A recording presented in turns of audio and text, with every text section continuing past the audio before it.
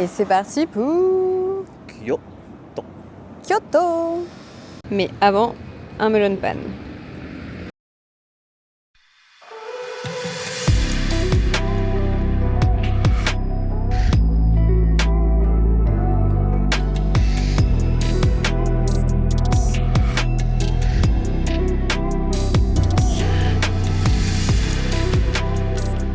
On vient d'arriver à Kyoto enfin. Enfin, ça a été rapide, ça a été 2 heures de train. On fait déjà une petite pause avec des chips de... Comment ça s'appelle ? Patate douce. Des chips de patates douces, mais elles sont sucrées. On pensait que c'était salé, mais bon. C'est très très bon. Et donc là, on est à Nishiki Market. Donc on vient de faire un petit arrêt patates douces. Et on retourne tout de suite dans le marché, parce qu'on ne mange pas en marchant au Japon.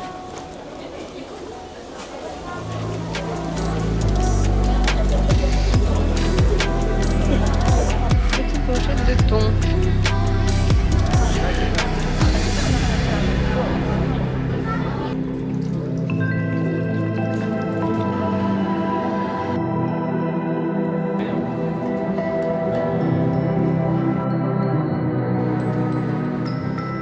Et voici notre petite chambre à Kyoto.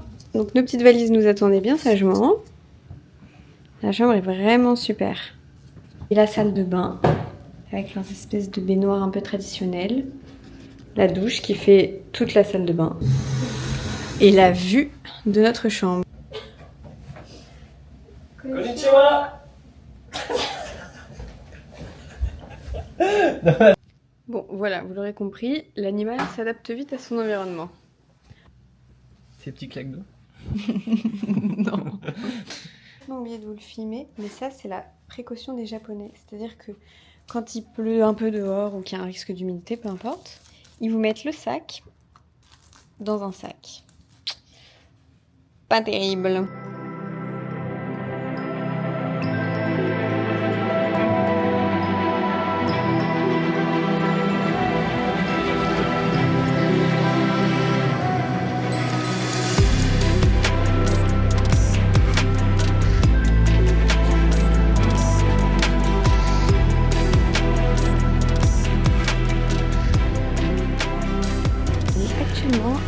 À ce qu'on appelle Fushimi Inari, qui sont toutes les grandes portes oranges que vous voyez, qui sont sacrées ici.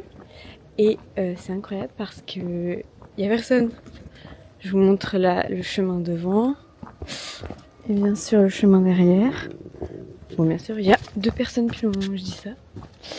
Et le lieu est incroyable. Ce qu'il faut du coup, c'est venir plutôt tôt. Là, il est 8h40. Donc pour le moment, c'est calme. Si vous venez ici, n'hésitez pas à pousser et vraiment monter le petit sentier. Il y a un petit sentier qui s'échappe au niveau des torii. Sur le mont Inari. Sur le mont Inari, parce qu'il n'y a vraiment personne. Si en plus vous venez tôt, c'est vraiment assez magique.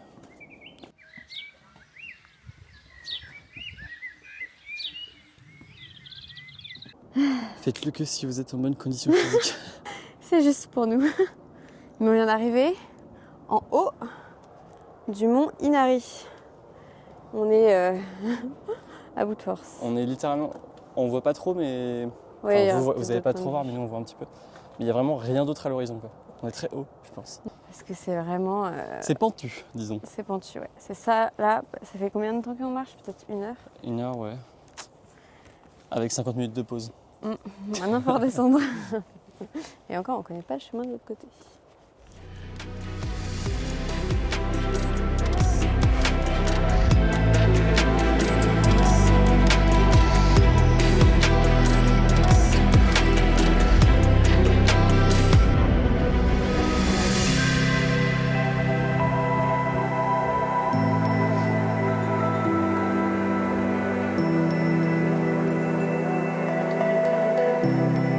Sur ce petit café, Chez quelqu'un. on est rentré littéralement chez quelqu'un, on a dû enlever nos chaussures et on attend notre petit thé japonais, les petites pâtisseries japonaises. C'est incroyable.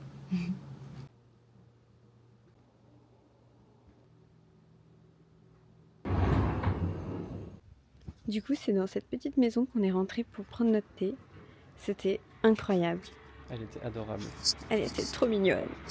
Elle nous a même donné des petits parapluies cure-dents pour nous remercier. Oui. Trop gentil.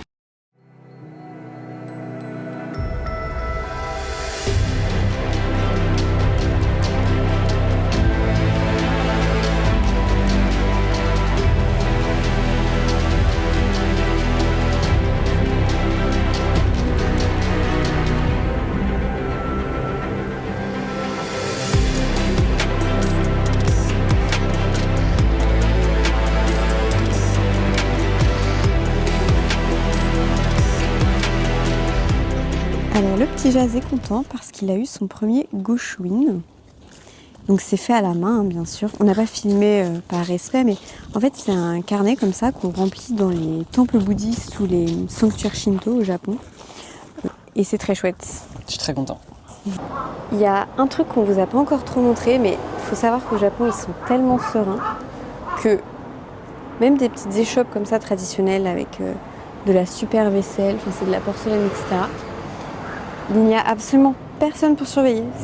Tu prends ton article, tu le payes ici, tu t'emballes ton petit sac, etc. Tout est en libre service. C'est incroyable. Tellement il n'y a pas de vol, de... En fait, tout est filmé partout. Toutes les directions sont filmées. Non, mais là, tu vois, il n'y a aucune caméra, Oui, c'est vrai que rien. là, on est dans une rue très quelconque.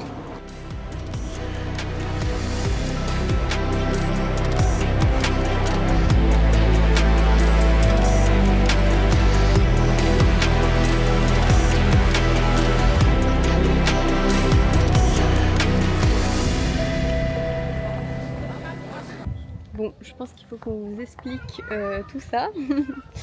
On est à Kyoto du coup et on peut louer des kimonos pour la journée. Ça se fait beaucoup ici, et d'ailleurs beaucoup par les Japonais eux-mêmes. Voilà, afin de se balader dans les rues de manière un peu plus traditionnelle. Et ce qui est super intéressant, c'est qu'on a du coup un peu tout le cérémonial d'habillement. Là, on se rend pas compte, mais c'est une armure. J'ai je sais pas combien de couches de tissus, de serviettes dans tous les sens. Ouais, moi c'est pareil. Voilà. Ça tient bien. Hein. Et on met les petits bijoux et tout, c'est vraiment sympa.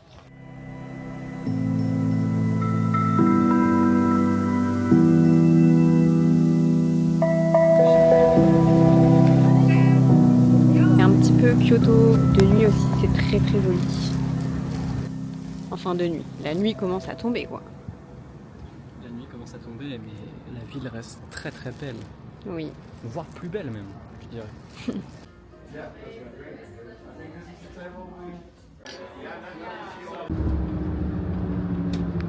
Regardez tout ce que Jay-Z mange. Non, on me la donne. Bon, ça devient une addiction à ce niveau-là. C'est un melon pan, c'est difficile d'expliquer ce que c'est. En gros, ce serait une brioche. Et je crois que dedans, il y a de la farine de riz, donc c'est super moelleux. Et enfin, la texture est un peu... Voilà, si vous avez compris, tant mieux. Fluffy. Et même dans le goût, il n'y a pas du tout de goût de melon. Enfin, ça n'a aucun rapport avec le melon. Mais c'est trop bon. Pour ceux qui ont vu le voyage de Chihiro, on vient de prendre ce petit train qui fait vraiment très voyage de Chihiro, que ce soit à l'intérieur ou par les paysages qu'on a vus. Et le train passe dans ce qu'on appelle la forêt de kimono. En fait, ce sont des tissus de kimono qui sont enfermés dans ces tubes-là. Et il y en a partout dans la gare, mais il y a des endroits où c'est foisonnant. Je ne l'ai pas trop filmé, mais là-bas, peut-être on voit un peu et encore plus loin. C'est beau, ouais. Jay-Z, explique-nous ce que tu as envie de faire aujourd'hui. Alors aujourd'hui on est parti au nord-ouest de Kyoto, un endroit où il y a énormément... T'es pas trop peur, je Non. J'ai l'impression que t'as énormément peur. Vous vous rappelez de ce carnet? On vous a montré celle-ci hier et en fait on a réussi à en choper 2 autres. Donc ça fait vraiment... c'est magnifique quoi. C'est vraiment des beaux objets. Et ici où on est, donc il y a une quinzaine voire une vingtaine de temples. Vous voyez c'est tous ces symboles là en gros. Donc là, vous voyez, il y en a là. Bref, il y en a partout. Ils sont dans l'autre sens, hein, pour ceux qui se poseraient la question. Et donc, on va essayer d'en faire un maximum pour avoir un maximum de signatures. Je suis très content et j'ai hâte. Mais par contre, il pleut, donc pour l'instant, On s'est réfugié. on va boire un petit café.